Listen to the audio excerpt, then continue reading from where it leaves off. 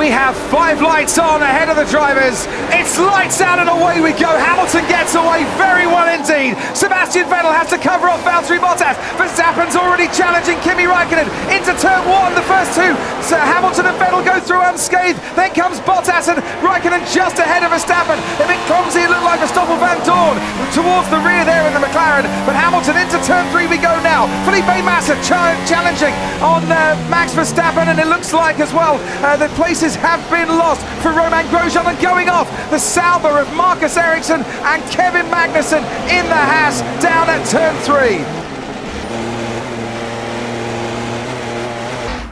Struggling for a grip.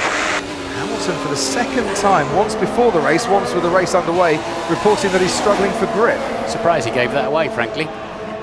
Hamilton pits first. It's the soft tyre for Mercedes, so it's starting to cool off down here. I can feel it. Nice stop for Mercedes at 3.3 seconds. We've not heard a single Ferrari team radio saying that they're having problems with their tyres, and he's now got lots of clear air ahead of him to put his foot down as he puts in a 35 seconds exactly for the final sector. Interesting, Martin, because that's the best final sector time we've had. Hamilton, even with DRS, not able to get alongside. Yeah, because Verstappen's in the 29s. If he stays in the 29s, and no wonder it's race critical, Vettel will be ahead of him in 2 laps. And if you are Max Verstappen, you're going to keep going long, because you don't want the leaders to get too far ahead anyway. You know that you're going to have to pit soon.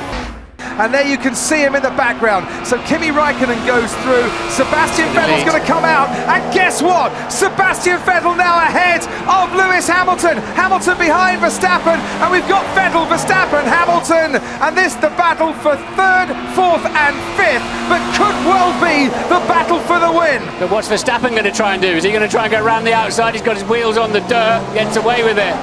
How frustrated will Hamilton be now? We're thinking B now, thinking plan B.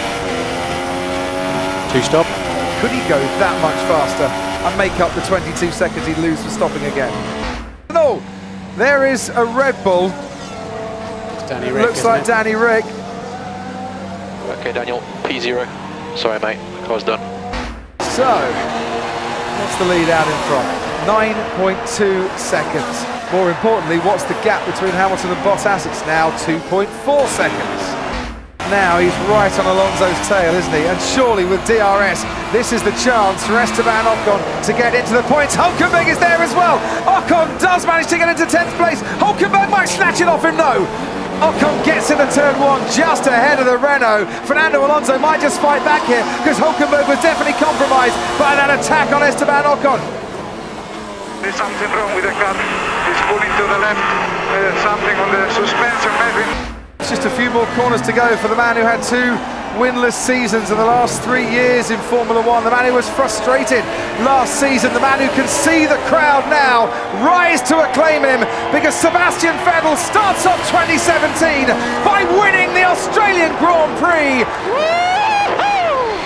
Forza Ferrari, ragazzi, grazie a tutti, grazie, grande lavoro. Sebastian Vettel wins from Hamilton and Bottas. His teammate Kimi Räikkönen comes home to take 4th place after Räikkönen Max Verstappen in the only Red Bull that finished this race. Felipe Massa finished 6th for Williams on his return to the sport after his retirement last year. But it's a double point scoring finish, not just for the Toro Rossos of Sainz and Kvyat in 8th and 9th, but the Force Indias as well. Maximum points and a win for Vettel and Ferrari in Australia.